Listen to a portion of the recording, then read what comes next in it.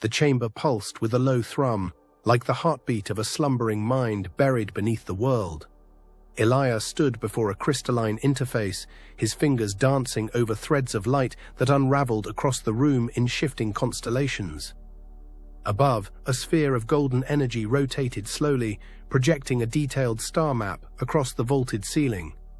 Emma Chen paced beside him, eyes narrowing as the glyphs shifted from familiar to alien. This isn't just a record of the past. No, it's a directory, a map of vault-linked colonies, both active and abandoned.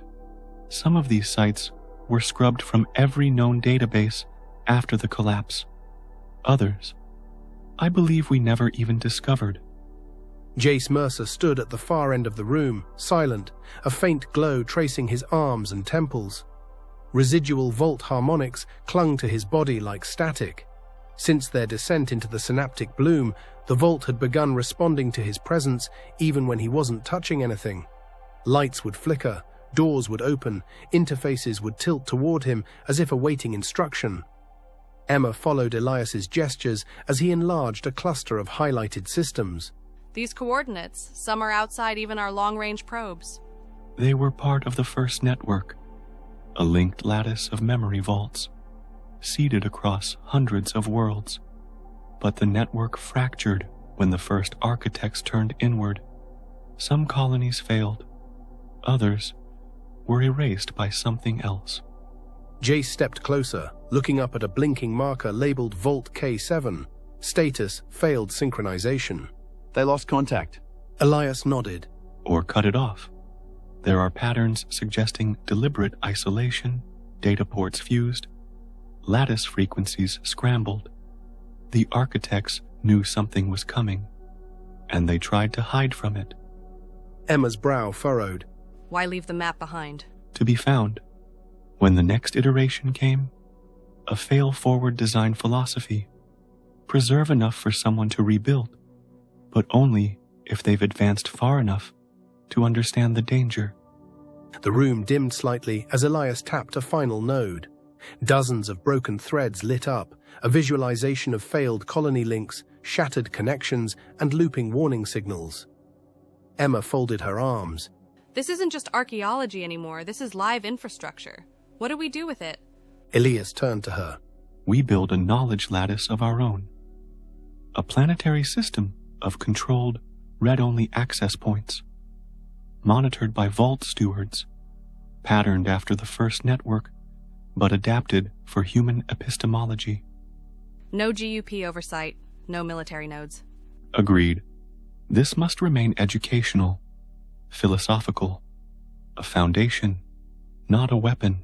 Jace winced and leaned against the console. Emma stepped toward him. You okay? He nodded, sweat forming at his brow. It's like there's pressure in the back of my skull.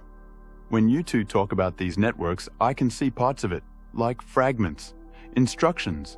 Your recombinant strands are likely interacting with low-level vault code. Passive synchronization. It may intensify with proximity to live systems. Can we isolate it? Elias shook his head. That would require deactivating this entire sector. Then we need to teach him how to ride it, not drown in it. Jace gave a tired smile. I'm still here. Elias returned to the console. If we're to proceed, we need to decide.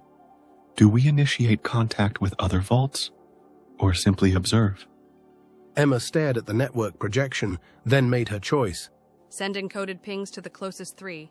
Non-invasive, identify ourselves, request knowledge exchange, nothing more. Beginning transmission. Thin arcs of light spun outward from the center of the room, targeting the 3 nearest nodes. The moment the signal fired, a quiet chime echoed through the floor, a sound like distant bells ringing underwater. But then, Jace gasped. He gripped the rail beside him, knuckles white. I'm seeing something. Not a response. A memory, it's not ours. Emma stepped to his side. Jace, stay grounded. A vault on a red desert world. Broken sky mirrors. Ruins filled with whispers, not sound. Thought. It was left for someone like me, but I wasn't the one they were expecting. He's accessing deep vault threads, without interface contact. That shouldn't be possible.